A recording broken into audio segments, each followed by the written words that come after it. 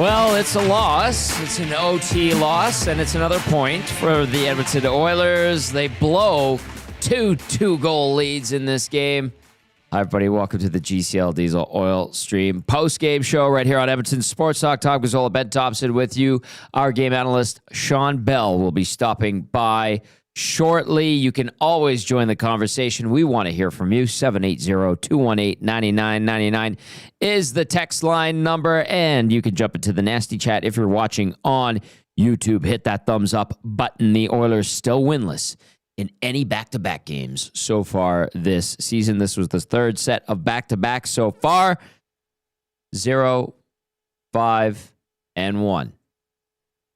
Yeesh. I've got some other stats I'm going to throw at you right away. Really quickly, a quick recap of the goals from tonight. The Oilers opened things up. Podkolzin, beautiful goal. His second of the year at 340. Draisaitl, 707. His 10th of the year. League leading 10th on the power play. Unbelievable angle. Unbelievable shot. And Roslovic, another assist. McDavid, a helper on that one. Cue the comeback. Rantanen cuts the lead in half, his 300th NHL goal on the power play in the second period. Then in the third, the Oilers reestablished the 2-goal lead, which was great to see. McDavid on a brilliant pass and play. Nice start up by Andrew Mangiapane to get it over to Ryan Nugent-Hopkins on a quick regroup in the neutral zone. And then Mikko Rantanen would get his second of the night at 8:37. Miro Heiskanen at 12:20 off a fortuitous bounce off the end wall. I don't know who Ryan Nugent-Hopkins was covering on that one. Nobody. Jake Wallman was pointing at him, but I don't think Nugent-Hopkins heard him. Again, fortunate bounce off the carom, off the back wall. Heiskanen's got 3. And then this one wouldn't be solved in overtime in the shootout. McDavid misses. Robertson goal. Leon Draisaitl, what a goal. Rantanen high and wide, very wide. And then Ryan Nugent-Hopkins gets stopped by Casey DeSmith. Wyatt Johnston beats Stu Skinner glove side. The final is a 4-3 decision in favor of the Dallas Stars. Ben Thomson, really quickly, I'll just, as I pass it along to you, I just want to say this. I thought Bouchard was better. Steadier. How dare I say that? Yeah. Okay. There's a different one I'm thinking of. Really? You're giving him that? Well, not like he played like fantastic or anything, but like, hey, step in the right direction. Steadier. That's what I said. Steadier. Said he played better. Anyway, go ahead, Benny. Yeah. Not like, I don't know. They didn't play.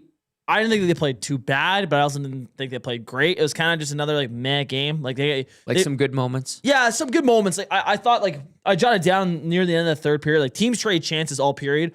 Around midway through this hockey game, Stars were leading shots 16-8, and that second period, the Dallas Stars dominated. Totally. But I'm pretty sure it was just Edmonton had 5 shots in that second period. Dallas had like 12 or 13. Yeah, and Dallas won that period 1-0. But it was all Dallas that period. Third period, I felt like the Oilers came out and started off well. And they were decent in that third. The teams traded chances. Dallas is a good team. But yeah, I don't know. You get a point. Once again, they didn't play great, but I also didn't think they played horrible. Like I thought they were worse in St. Louis last night. Yeah. Tonight, I feel like I think they knew they were playing a better team in Dallas, and they brought their game up a tad bit more. Still wasn't enough to get the job done. Shots officially in that second period were 8-5 Dallas. It was dominant for Dallas for a while. Then the Oilers got a couple near the end. Yeah. Okay. Text us 780-218-9999. Get to the nasty chat as well. We're going to welcome in Shawn Belle. But first, I got to get to this. GCL Diesel, providers of the best diesel engine components around, from turbochargers to injectors, fuel pumps to sensors. They are the critical engine component experts, proud to serve Edmonton and Northern Alberta for over 50 years. It is the GCL Diesel Oil Stream post-game show. As we welcome in Bellsy, I'm going to rattle off these I got a couple of texts from Brian Swain, who is an absolute stats nerd, geek, guru, digs them up, and they're great. So Swainer texts and he goes, oh man, have I got some stats tonight. So as we welcome Bellsy, and listen to this, Bellsy, welcome back, buddy. The Oilers have held a 2-goal lead in the second period 6 times this season. They've only won one of those games in regulation. Here are the instances. Versus Calgary, lose in shootout. Versus Vancouver, win.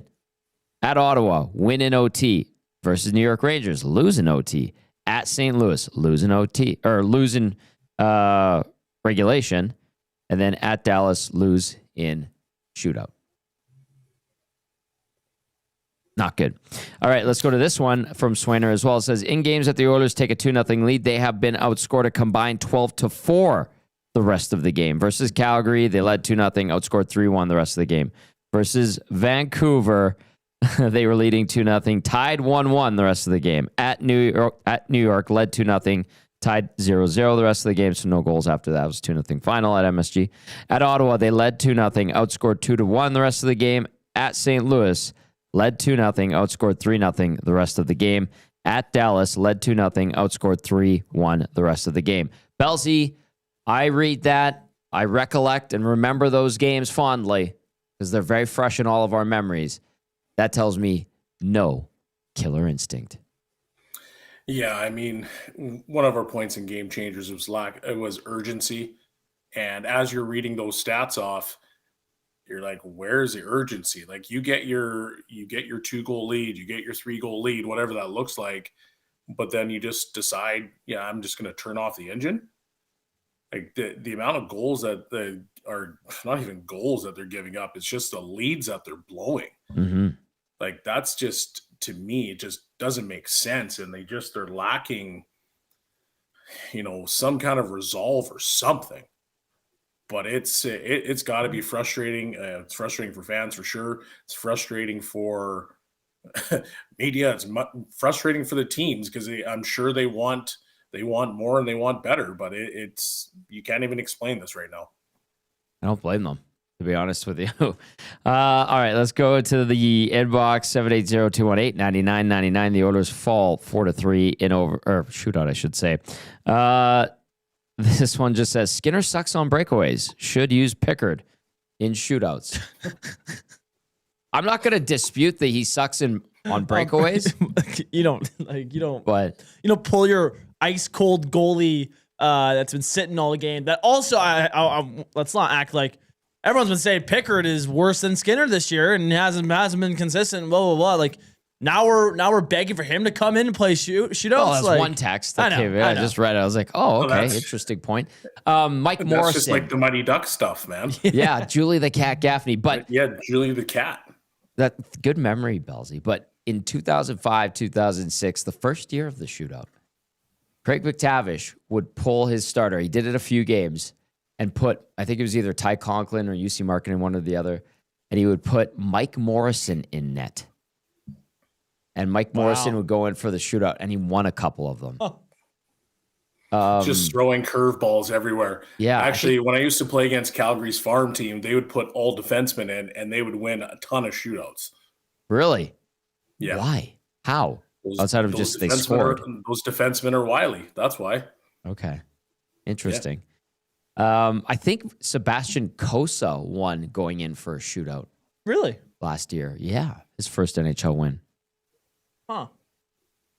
Greg, the sound guy, says, Cup contenders don't blow leads, especially like this. To quote Trooper, they are a 3 dressed up as a 9. Belsey, your overall thoughts of the game.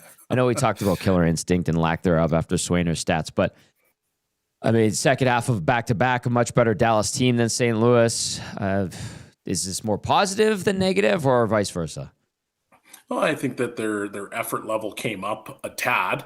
So, like what they do, they always rise to the level of the team that they're playing. So, their effort was better. Can you grade it as like a C plus?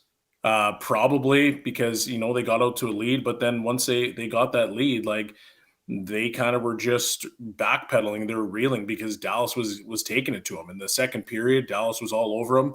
You get to the third period and, they tried to make a bit of a game out of it. But by that point, you're fighting an uphill battle again and you had the lead. And actually I text Reed after the first goal that Dallas scored. And I'm like, oh, that's the old, what is it? The campfire defense again. Yeah. Where guys are just standing around and you're like, what's going on here? Because, as a defender, if you're on the defensive end, like be engaged get your head on a swivel, do something. You can't just allow players to have a free look at the net and multiple chances. I mean, I see Ekholm's diving, but Bouchard's got his stick in the air and he's just kind of like looking around. And you saw the momentum starting to build for Dallas then, and it just continued. And then by that point, it was too late for the Oilers to chip or to get back into the game. Luckily, they're a good enough team that they, it was a tie game. And they had their chances to win it in OT, but like it's meh. It's whatever. Let's just get through this game type hockey. Can I just really quickly? I'm watching the first Rantanen goal. You're right. Bouchard did a twirl just at the top of the crease. His stick was like literally in the air like this, and he sees it, and he's just doing a twirl, and they get multiple shots off of it. And it's like, you got guys that are diving on the ice like Ekholm, who's admitted that his game hasn't been great, and he's been trying to help out a little bit more. Usually when a guy's trying to dive behind the goaltenders is a little bit of desperation, but like there's another defenseman out there. Why are you twirling? Why is your stick on the ice? Why aren't you playing into somebody's equipment? Why isn't there some kind of intensity there? But you're giving them multiple opportunities to score, and guess what? They usually cash in that way. I did say he was a little bit better tonight. Totally missed the twirl. He was waving a flag. It was a very nice 360. It was fantastic. Looked cool. Yeah. All right. Okay, so they do reestablish the 2-goal lead. They kind of swung momentum back after a second period where Dallas pretty much took it to them. Things were looking good, but they still relinquished that 2-goal lead, Belsey. And one was like Roslovic missed an outlet pass from Draisaitl in the neutral zone. He slammed his stick. They go back the other way and score. And then the equalizer from Heiskanen. I guess Wallman, you're watching that play. It starts at the Stars blue line. Wallman's kind of caught in a quasi pinch, and then they're making their way back, and it's an odd man rush. And Wallman's pointing at the guy that's streaking in, and it happens to be Heiskanen, who's going behind Nugent Hopkins. Nugent Hopkins doesn't take a shoulder check, and then Heiskanen takes the bounce off the boards and just deposits it. How do you break that one down? Well, I mean, it happens that it's a quick rush. It did look like Wallman was out of position because I think he did pinch like you mentioned. But if I'm talking to the forwards, like you're hoping that they're not just going to sit back and puck watch. And in that particular goal, if you look at all their heads, they're all just staring at the puck. And so when the shot goes off the wall, yes, Nuge is right beside him, but I don't even think he takes a look. And Heiskanen's able to, get that the bank off the wall and it goes right to his tape and it's back in the back of the net. But you can't puck watch, and that's stuff that coaches always talk about. And right there, it's a lack of detail that ends up costing you.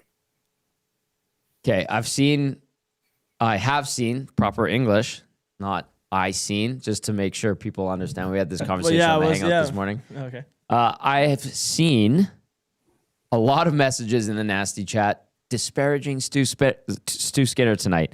I'll give you a stat line and then we'll discuss, because Dusty, I think, got into it.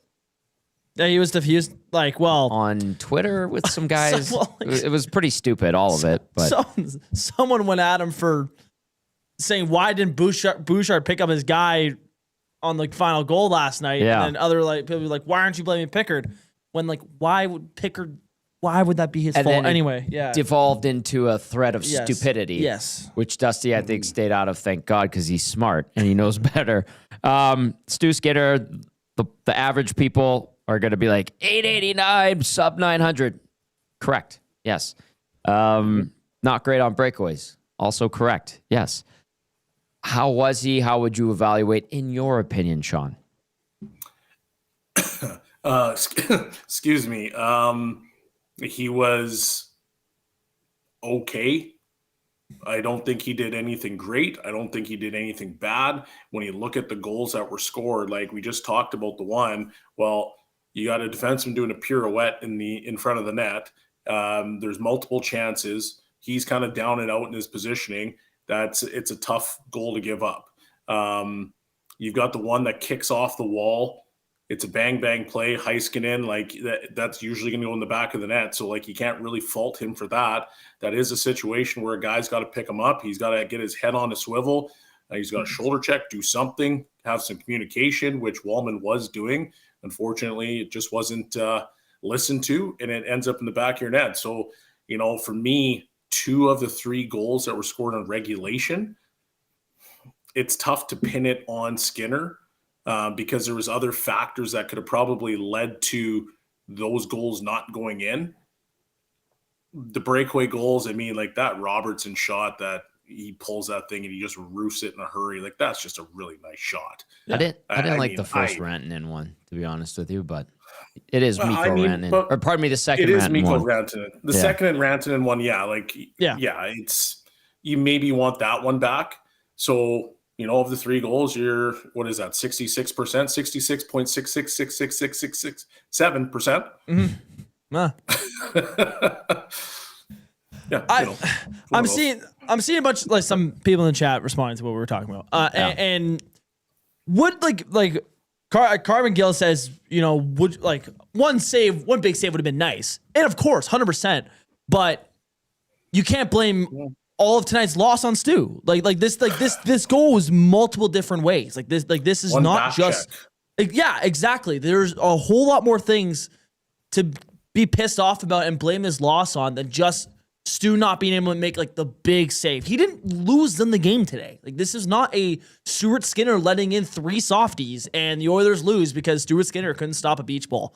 This was a mixture of, Stu didn't make a crazy save, but also why did Wallman make that pinch and then Nuge didn't fill in for him? Or another player where a turnover happens or some guy didn't pick up this guy.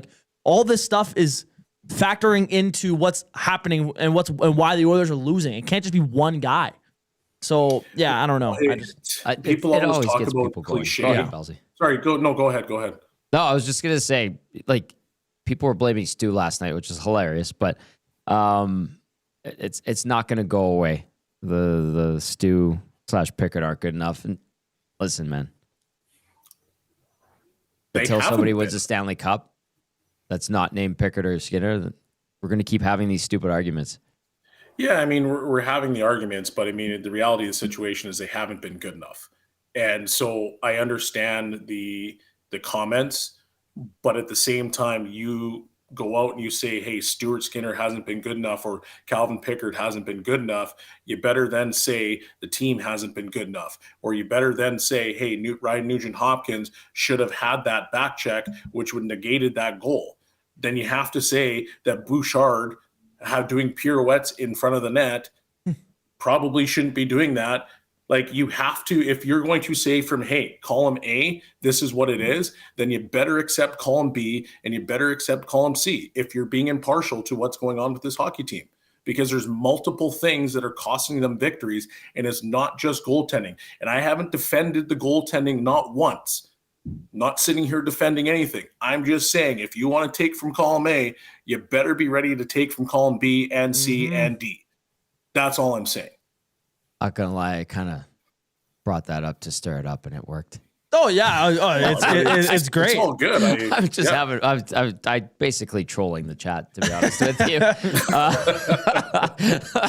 and it worked. 780-218-9999. Get to the nasty chat. The Oilers fall 4-3. And here's the other thing too. Listen, I know if we column A, column B, column C, Belsey, that's a good point. Way to use smart rationale and logic, common sense and logic.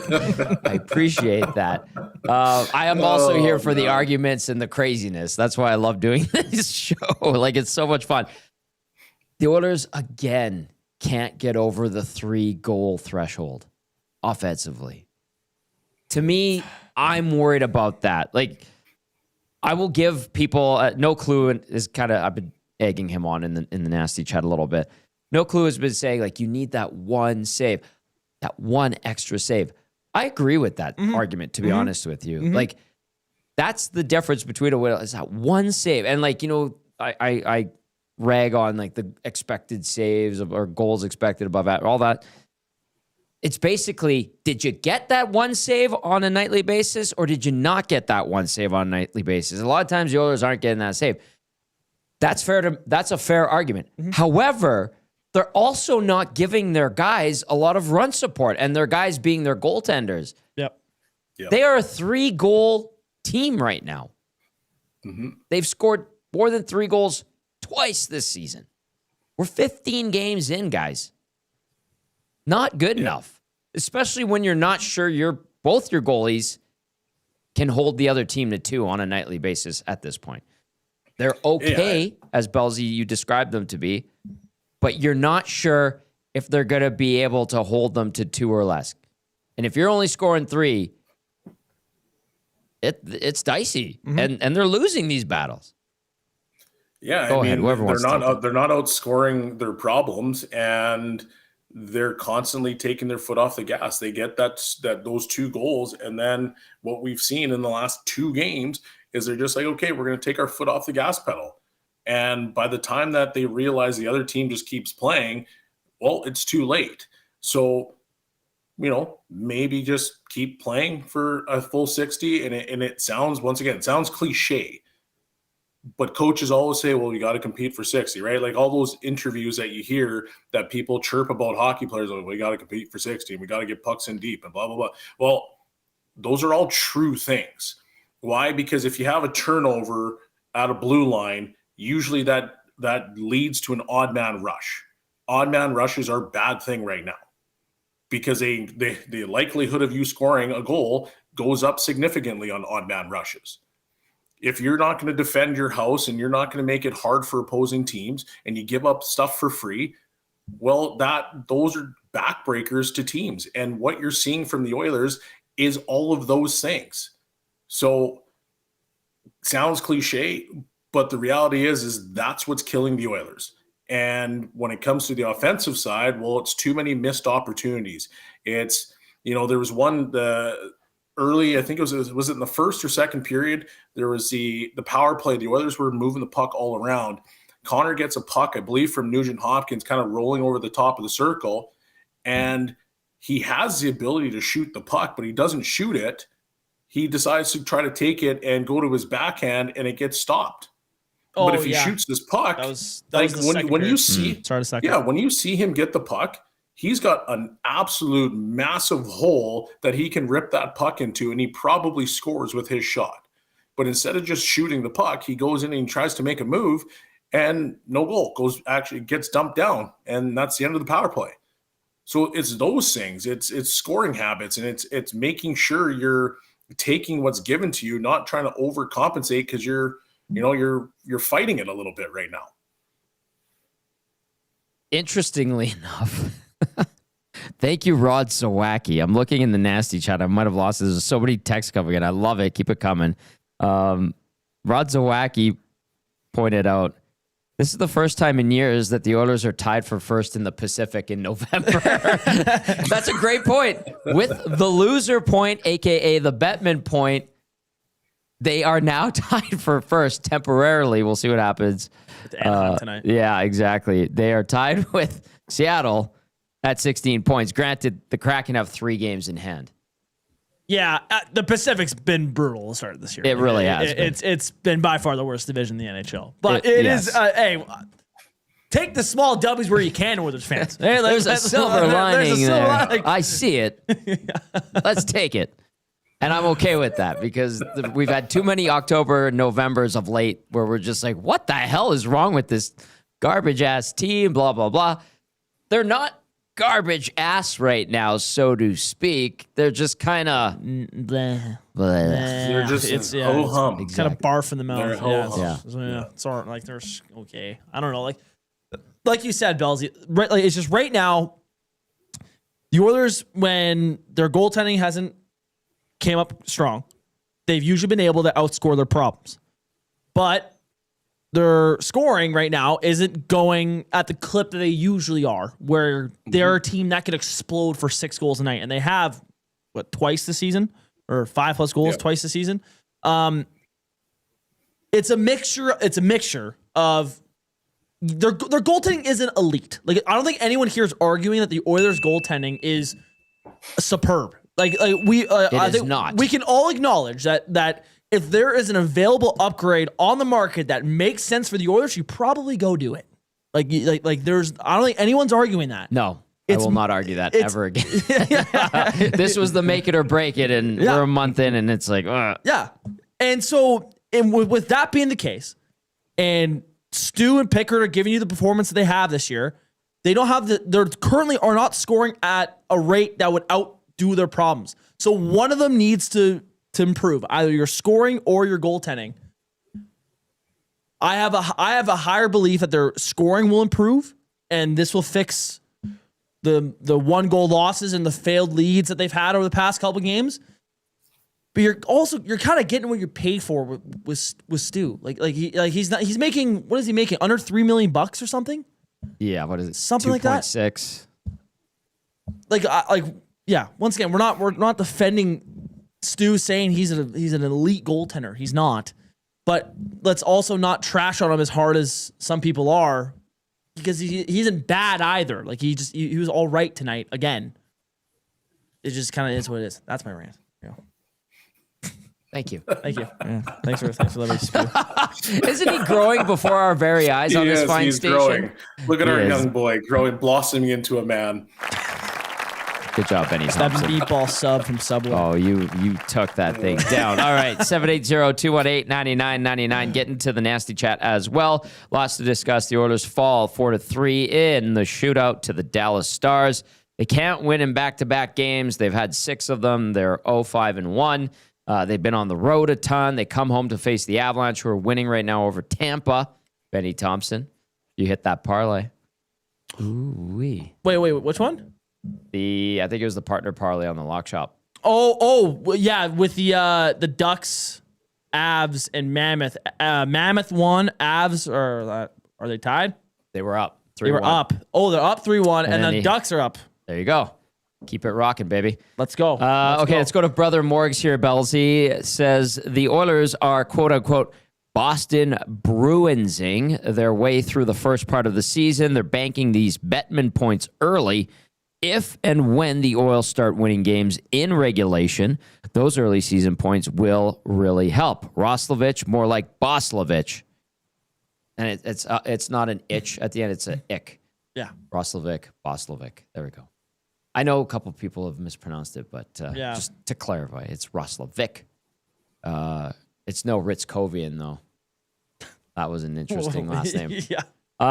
Okay, let's look at some good things. Roslovic continues to cook. He's looking all right. Power play's good.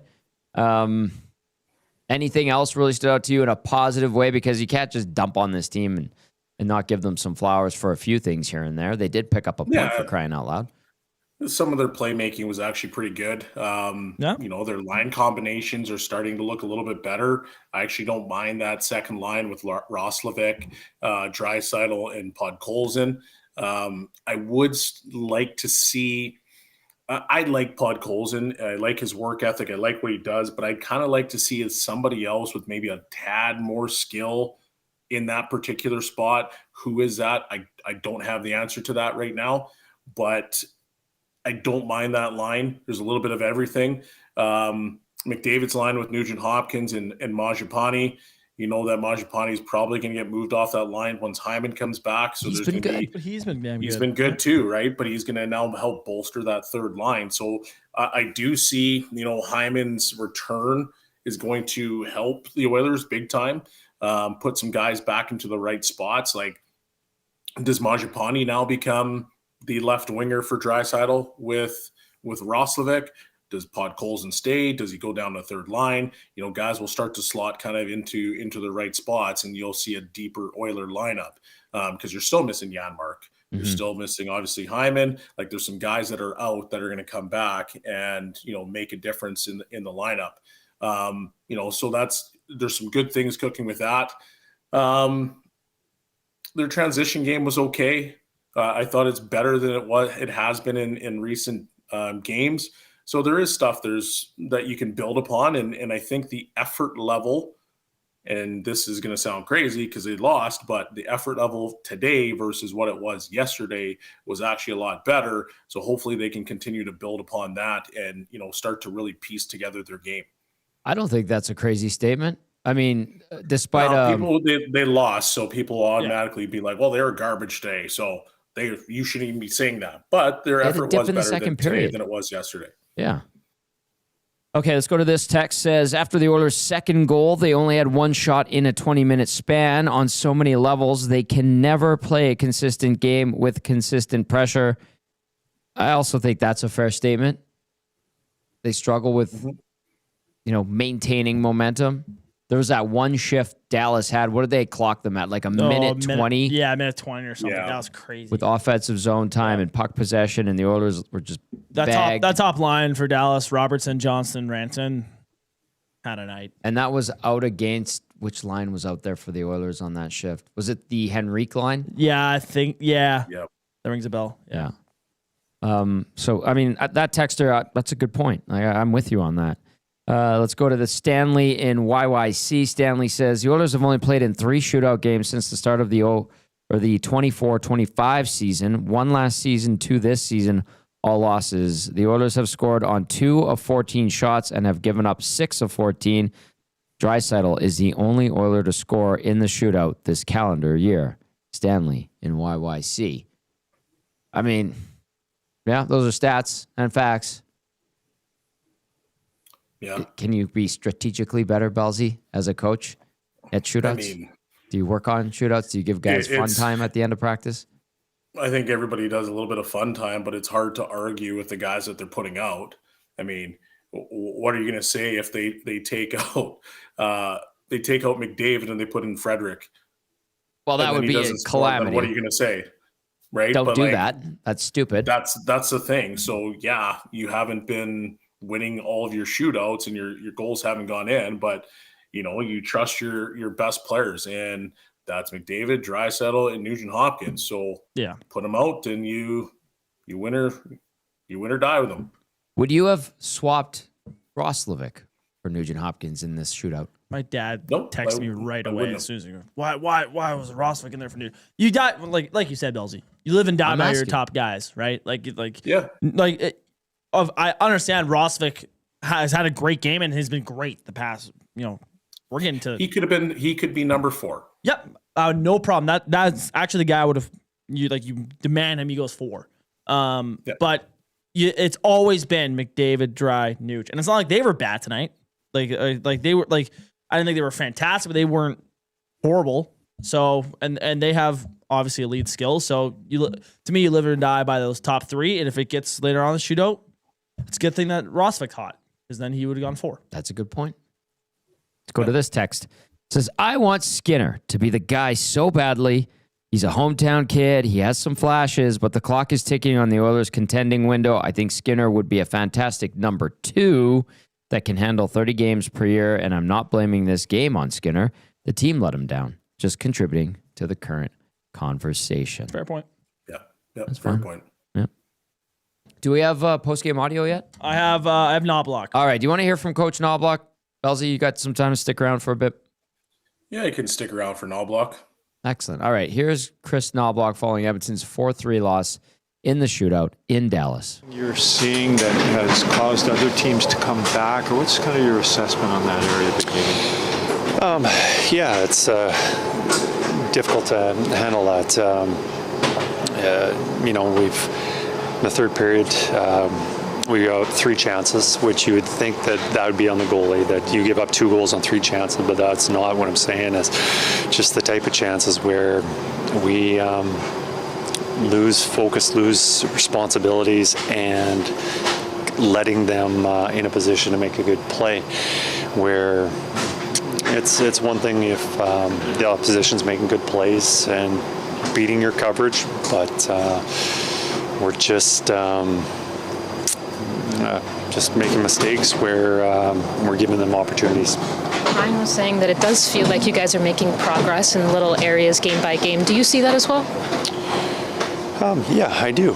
But we got to make big plays at critical times and not make the mistakes at critical times. And felt that, whether that's been taking a penalty when we've had leads or just puck turnover, stuff like that. So there's lots of areas in the game that we need to work on and get better at. It's just not just one thing. And we've got a little bit of a break before we play on Saturday, but we know the next 2 or 3 weeks it's going to get probably even more difficult for us, so we need to step up our game. We know that that's something that this team can do. We've seen it in past years. So is it just a matter of growing pains early in the season? We hope so. We hope that's just growing pains, and we are learning from this, and we're getting better for this. But right now, we need we need to play better. What are some of the bright spots maybe you saw tonight, either individually or from a group standpoint, that you really liked about the team? Well, obviously the power play has been a bright spot, not only tonight but all season. Stuart Skinner, he played a good game for us. Was able to keep them up from scoring for quite some time. I liked his game, and Regula coming back after not playing for quite some time. I thought he had a good game. So I think Leon and Connor were two of our better players, as expected. But we just need to get more out of everyone. Okay, there's Chris Knobloch, and it kind of acknowledged some steps in the right direction there to Paige Martin when she asked about that. And then he said, ultimately, we need to play better. And then he acknowledged Regula making his return to the lineup and then the contributions from the big guys. Belsey, anything stand out to you from what Knobloch said, and how would you react to him just outright saying, we just need to play better? Yeah, I mean, he's true. They do need to play better. And, like I said, they had a better effort today. And when you get to Saturday, you're going to need another good effort because you have a team that has some absolute studs on the team, and they're a team that, plays the Oilers well. So one thing I guess I would break down is okay, you're not being able to score more than 3 goals. Well, then find a way to make your defensive game better so you're not bleeding chances. And, I think he kind of detailed a little bit of that, just saying, they've got to bear down a little bit more, and that probably would help stabilize their game. So I think it's got to be a commitment from the team. Yes, you got to play better. Yes, you're trying to score more goals, but if you're at the same time a little bit more detailed, maybe you limit that one extra chance, or you don't give up that one goal, and that could be the difference as you're trying to find your game. All right. The Oilers get the Avalanche at home on Saturday. The Avs currently lead Tampa 3-1 late in the second period. Florida has scored a couple of quick goals and leads the Ducks. So there's our partner parlay, not looking good from the Duck side of things, but lots of hockey left in that game. Belsey, take a peek ahead to this Oilers-Avalanche matchup, which is loaded with talent. Maybe a lot to be desired on the execution side from the guys in orange and blue. Yeah, it's going to be a good game. It's going to be another fast-paced game, and the Oilers will have to rise to the level of their opponent again. And luckily for them, they do that. But it's just cleaning up some of those little mistakes that they're making. Whether those are pucks popping over sticks after a pass, costly turnover, little things like that. But you've got a team that is good, and they got high-end talent, like you mentioned, Tommy. McCarr is flying around the ice. You've got McKinnon flying around the ice. You've got Natchez. He's flying around the ice. They've got some talent there. So if you're sleeping, it could be 5-6-0 before the end of the first period. So for the Oilers, they just got to make sure that they can build upon what they did today in the sense that their effort was better, but make it even better than it was today. And, you give yourself a better opportunity to win the game. Belsey, good stuff as always, my friend. Pack up, get some rest. Always a pleasure. We'll see you this weekend. Take care, boys. Okay, there's Shawn Belle, our game analyst, helping us break down Edmonton's 4-3 shootout loss in Dallas. Another loser point for the Oil. That gets them to 16. Yes, that has them in a temporary tie for first in the Pacific Division with the Kraken, at least for now. Most teams in the Pacific have games in hand on the Oilers, who have played 15. I'm just taking a quick peek at the standings and the schedules and Colorado is in action right now against Tampa. They could do to lead that one. But when it comes to the Pacific, the Kraken have 3 games in hand. Anaheim has 4 games in hand. They're playing one of them right now, losing to Florida. And Vegas also with 4 games in hand. Is Vegas in action right now? Yes, they are up 1-0 on Detroit. And then LA has played 13 games. The Canucks have played 14. San Jose 13 and Calgary 14. So we'll see how things shake down at the end of tonight and obviously into tomorrow and a couple days before the next Oilers game when they take on the Avalanche. Will they have Zach Hyman? You heard Chris Knobloch talking yesterday. It might be another week. Hopefully not. You want to see Hyman back, but you want to see him back and 100% healthy or as close to 100% as you can get him. All right, we're going to get to the Advantage Sport Medicine and Physiotherapy turning point of the game. Advantage Sport Medicine and Physiotherapy, where they like to remind everyone that Connor McDavid's got a team of specialists. You've got a bag of frozen peas. Get the same locker room approach trusted by the best in the game at Advantage Sport Medicine. Book your assessment today, www.advantagesportmed.ca, or call 780-460-9977. We're going to go back into the second period where, actually the third period, where the Oilers managed to reclaim a 3-1 lead and have the 2-goal lead reestablished. So they're looking all right. However, the Advantage Sport Medicine and Physiotherapy turning point of the game comes just under 2 minutes after the Oilers had reestablished that 2-goal lead. Mikko Rantanen on a quick regroup in the neutral zone after Roslovic missed an outlet pass from Draisaitl, slammed his stick down. Alex Petrovic, the pride of the North Side, slides it over to Wyatt Johnston. Wyatt Johnston finds Rantanen, and then he beats Skinner up high to make it 3-2. Then the Stars would subsequently get the equalizer less than 4 minutes later from Miro Heiskanen, his third of the season. But that Rantanen goal put the Stars back in the fight. 100%. He was great tonight for them. He was great. Rantanen always leaves an impact.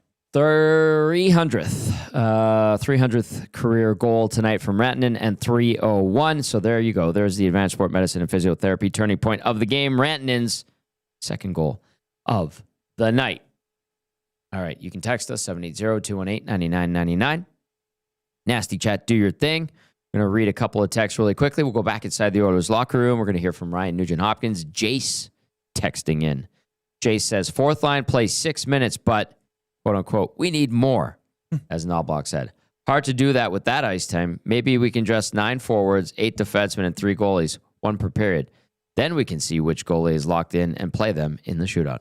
Well, Jace, I understand where you're coming from. They don't have 3 goalies on the roster, though. Dirty Curdy says, Roslovic and McDavid finally shooting were positives. Cue the tired excuses. Blown 2-goal leads are a routine. This time against a team missing 3 core pieces. Beer league turnovers, back-checking, mediocre goaltending, and questionable coaching tactics. Hyman, please save us. Bring back some work ethic and joy to the game. Do we have the championship DNA? 1 loser point out of what should have been 4. Dirty Curdy. And then Dirty Curdy also asks, is Pete DeBoer still available? He is. Yes. He is a free agent. He certainly is. I don't think the Oilers are getting him, though. I will remind Oilers fans that Chris Knobloch was recently re-signed just weeks ago to a contract extension, and I believe he still has the highest winning percentage in franchise history and hasn't even been at the helm for 2 calendar years. So I guess his time's up. Yep, it's over. Just fire him. There's been more of that lately, like the Knobloch this, He's Knobloch too that. soft And and just, I man. understand questioning him, but For sure. the getting rid of him thing isn't logical. That's all I'm saying. Yeah. Time to bring in Tortorella. God, no. Jeez. This is like an anaconda taking down a pig. I think this city might light on fire. Dirty if Curdy was the coach. Dirty Curdy adds sarcasm, boys. Sarcasm. Thank you, Dirty Curdy. yes. Sometimes I can't pick it up when I'm rattling off these texts and I'm trying to see what's going on in the nasty chat. So thank you for clarifying on the sarcasm. All right, let's go to Big Dave before we hear from Nugent Hopkins. Big Dave texting in says, the narrative on the goaltending needs to go away. Stu isn't winning the Vezina, but he's got a .900 save percentage and a GAA of .252, backing a super leaky blue line. If the Oil didn't puke up 4 to 5 grade A chances at their own blue line every night, Stu could easily have a .905. Big Dave firing that one in to the inbox, 780-218-9999. And with that, we're going to go back down to American Airlines Center, and let's hear from Ryan Nugent-Hopkins. Fairly happy, pretty happy, but it just seems like when you need a break or a bounce, it doesn't go your way, and there it goes the other way. Bounces, breaks aside, you got to work for them and not let them have them. And I mean, we got a comfortable. We're in a good spot there, and we let them come at us a little bit too much, and just decisions that end up biting us. And we know we're capable of closing games out like this, but we got to start showing it. When your team holds a lead, what else do you need to see in order to be able to maintain that? I think there's a lot of things, but decision making is one thing, reading the situation, and sometimes taking the cautionary route. But also at the same time, we want to still play, and you got to push them back and not let them play with the puck too much. Then they start feeling good, they start to feel comfortable, and then things happen. But it's just too many of these right now. So it's something that we need to fix and continue to improve on. Do you feel like you guys are making progress game to game on those little things? Well, I think our last 2 games, I thought we played well. It's just we don't end up finding a way to get the 2 points. I mean, obviously tonight, you're going to the shootout, it can go either way, but the other night, we gave that one up late, or last night, I guess, but it's better hockey, but you got to find a way to close them out. Too many of these right now, and it's something we need to fix. Ryan Nugent-Hopkins noting that in his post-game interview. I will allude to the too many of these right now one more time via our good friend Brian Swain. Stats Guru says the Oilers have held a 2-goal lead in the second period 6 times this season. They've only won one of those games in regulation. Against Calgary, they lost in the shootout. Against Vancouver, they won. At Ottawa, they win in OT. Versus the New York Rangers, they lose in OT. At St. Louis, they lose late in regulation. At Dallas, lose in a shootout. And then Swainer added this one. In games that the Oilers take a 2-0 lead, they have been outscored a combined 12-4 the rest of the game. Versus Calgary, led 2-0. Outscored 3-1 the rest of the game. Versus Vancouver, led 2-0. Tied 1-1 the rest of the game. At New York Rangers, led 2-0. Tied 0-0 the rest of the game. They held on for the shutout win. At Ottawa, led 2-0. Outscored 2-1 the rest of the game. At St. Louis, led 2-0. Outscored 3-0 the rest of the game. And then at Dallas, led 2-0. Outscored 3-0 or 3-1 the rest of the game. So that is what the Nuge is alluding to. Too many of these right now, and it's something we need to fix. Benny Thompson, anything catch your attention? I was just scrolling through Twitter and saw that Draisaitl one-timer. Sorry, that's a lot of topic. That was sick. Yeah. What an angle, man. Wow. That's Draisaitl. He does that. That's Draisaitl. But back to what Nuge was saying. I agree with him. There's been too many of these games where it's just like the Oilers are there, but they just don't get the job done. Ekholm said in his post game yesterday, they didn't impose their will over the St. Louis Blues. No. They had a 2-2 tie. It was a 2-2 tie head in the third period, and they played like they were up 5-2. I think I heard Reed say that in the boardroom. I'm stealing that. Take it. Because he was bang on. I wouldn't I don't think the Oilers necessarily I didn't get this notion that the Oilers sat back when they went up 3-1. It was for me it felt like just the Dallas Stars had their chances. They just started to take their chances, but the Oilers answered back with their own. I didn't think it was a complete domination of Dallas. They just capitalized on their chances when they had them. The Oilers also took a couple of penalties. Yeah, that too. In that second period. That too. Back to back. Like the second period is pretty rough for the Oilers. That was a rough period.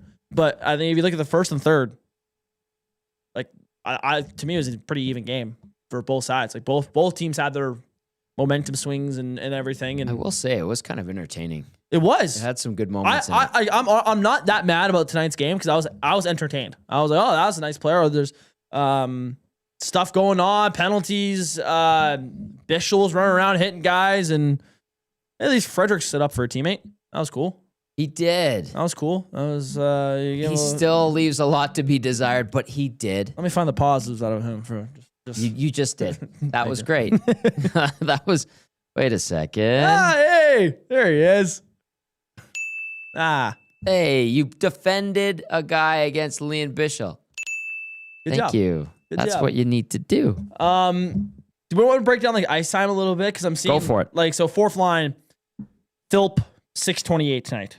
Tomasek, 6:12 tonight. Yeah. Howard, 8:09. Played the most out of the fourth line. It's because they got power play two out there. Exactly. Ooh, for like 40 seconds. And Howard actually looked pretty solid tonight. He had some good chances and some good shots. I think what Knobloch is saying here is that, like, I mean, to be fair, like pretty much everyone on that fourth line is most likely not in their lineup when everyone's fully healthy. When Janmark's back, and Hyman's back, and Kapanen's back. Yeah. Those are probably the three players that are being put into the lineup. And the three guys that are probably coming out are Tomasek, Philp, and Howard. Correct. Most likely, when everyone's healthy. Yes. So I think he's kind of just showing here, like when the games are tight, especially against good teams like Dallas. You know, he wants to roll his big guys. And honestly, I wasn't too mad. They have a decent break here. They don't play till Saturday. Yeah, they got 3 days. It's on a back-to-back. They loaded up McDry near the end of that third period, and I actually thought that was not the worst decision because you just get a point. Like Dallas just came back from down 3-1. They were going fire on fire at that point. Exactly. Top line against top line. The top line for Dallas was dominating. So it was like, okay, let's stack them up. Just get the damn game to overtime. Mm-hmm. And they did. So I like that decision from him. I thought it was a proper time to do it. Hey, tactics-wise, Mhm. who knows the Oilers better than the guy that coaches the Stars now? I don't know. Nobody. Guy named Chris Knobloch? Yeah.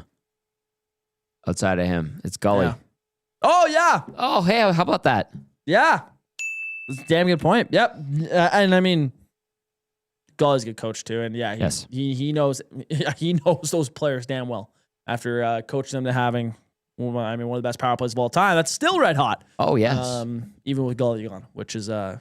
Remember the conversation 4 or 5 games into the season? We're like, was Glenn Gulletson the real reason why that power play was good? Like, oh, this power play just can't get going. Like, it's funny how narratives change over just a couple of weeks. Oh, they will change. They will continue to in the next 6 months. I'm sure within a couple of weeks we'll be saying that Stuart Skinner's an incredible goalie. You know what? I welcome that. I wouldn't mind it. I doubt that I'll be saying that. I'm good with whatever. This is the beauty of the season. Yeah. We've got to do this like 65 more times, so or 67 at least. Let's go to McDiesel. McDiesel, I'm only reading this one because I know where it's derived from, and I have a ton of respect for it. So thank you. Oilers spin more rhymes than a lazy Susan. They're innocent until the guilt is proven. Peace. That's a takeoff of J-Rock from Trailer Park Boys. My good friend, Jonathan Torrens. Well done, McDiesel. I always have time for a J-Rock reference. Anything Jonathan Torrens wise. I wonder how he's doing. Huge Oilers fan out in the Maritimes, and he's probably. We should check in with him. We should bring him back on Hello Hockey. What are you celebrating right now? Ducks are up 4-3. Oh, all right. Yeah. If you're on the EST Lock Shop Partner Parlay, you are happy right now. Hell all yeah. Right. Let's get to the Damon Bunting Real Estate Player of the Game. Damon Bunting, consistent top producing realtor in the greater Edmonton area for over 18 years. He is community driven, understands what it takes to make a difference in our city. So please check him out, DamonBunting.com, or visit his Instagram at Damon Bunting Real Estate. Ben Thompson, take it away. I'm going someone not in the 3 stars tonight. I felt like Jack and Louie did a very good job of highlighting this player all throughout the broadcast today. And I'm just going to follow along with what they were saying. Jack Roslovic. Yes. He's been getting a lot of love from us and from a lot of people, Oilers fans and all that, and rightfully so. He's been incredible, honestly, the past 5, 6, 7 games. He slid into that top 6 very, very well.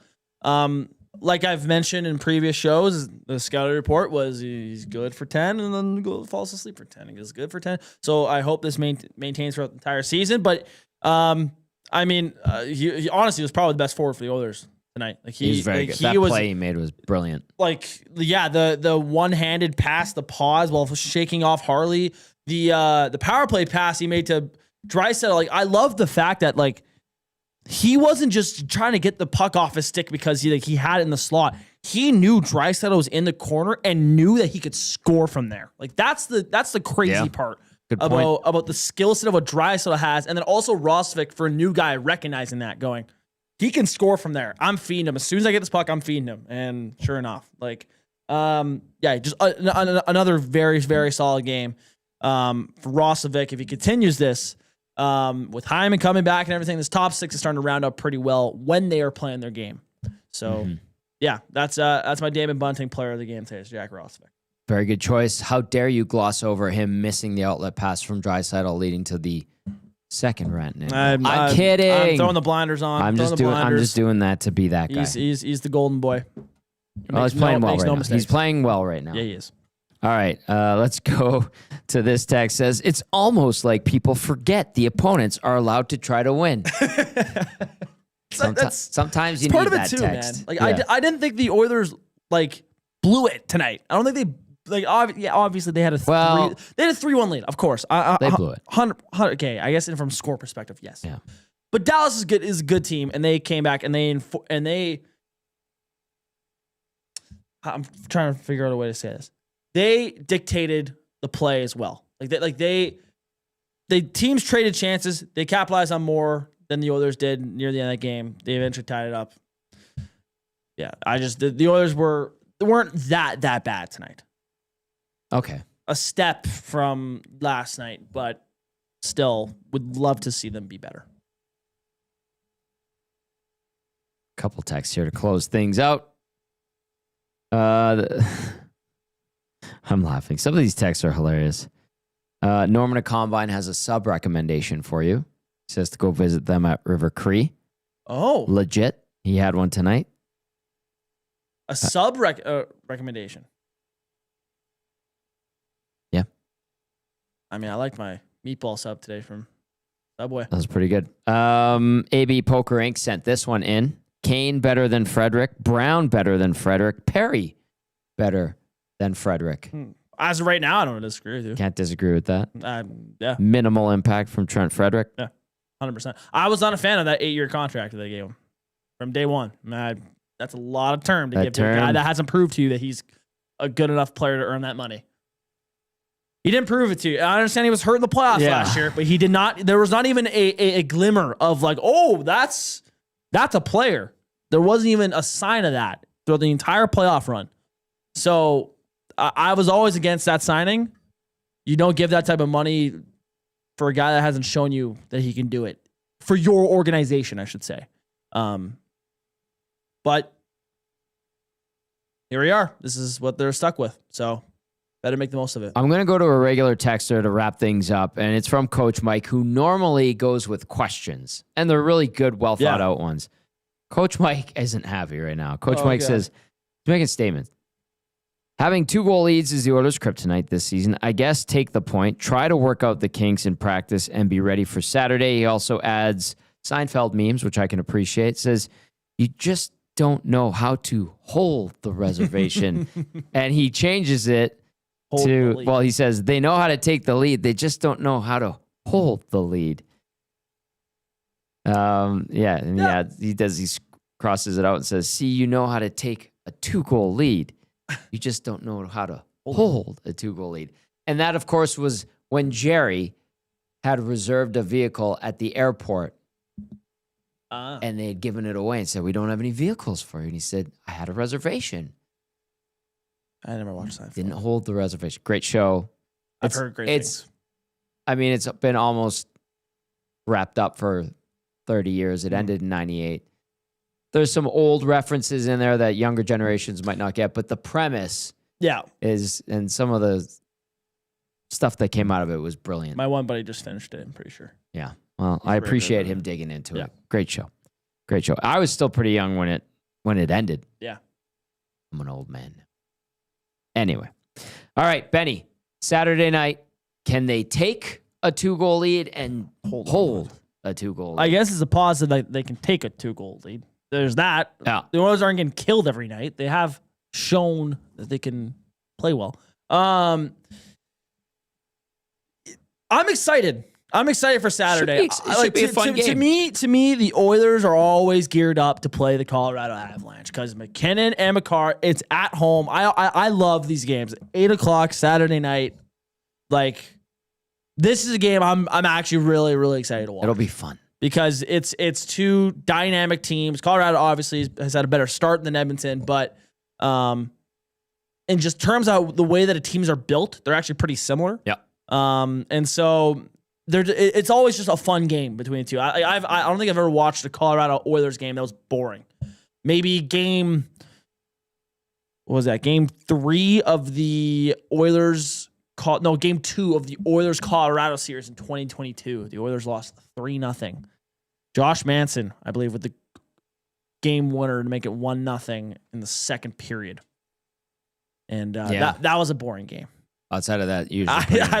But yeah, that I honestly Colorado Edmonton's always good cinema. And they don't like each other. Much like the Oilers and the Stars don't like each other, which is always appreciated. So they're going to regroup. Maybe they get Hyman. We'll see what happens. It could still be another few days before Hyman's good to go, even after the Colorado game. But the Avs currently lead the Lightning right now in action at Ball Arena. And then you've got Anaheim going into the second intermission, up 4-3 on Florida. Can they hold the lead? Lightning just made it a 1-goal game. Oh, no. Colorado had a 2-goal lead. Don't pull an Oilers. Hold the lead. Hold the lead. Hold the lead. Don't watch the Oilers try to hold the lead. That's going to do it for the GCL Diesel Oil Stream post-game show. Big thank you to everybody who watched and listened tonight on iHeartRadio, TuneIn Radio, of course, EdmontonSportsTalk.com's audio player. And if you watched on YouTube, hit that thumbs up button on your way out. The goal scorers tonight, Podkolzin and Draisaitl for the Oilers to make it 2-0. Rantanen makes it 2-1. It's 300th on the power play. McDavid restores a 2-goal lead in the third. Rantanen gets the 3-2 goal. Heiskanen the 3-3 goal. Robertson and Draisaitl trade goals. And then Wyatt Johnston buries the winner in the shootout to make it 4-3. Edmonton picks up a point. Tied for first in the Pacific somehow. Take those loser points while you can. That's going to do it for Benny and Ben Bell. For Benny and Belsey, I'm Tommy saying, I need to go to bed. Have a good night.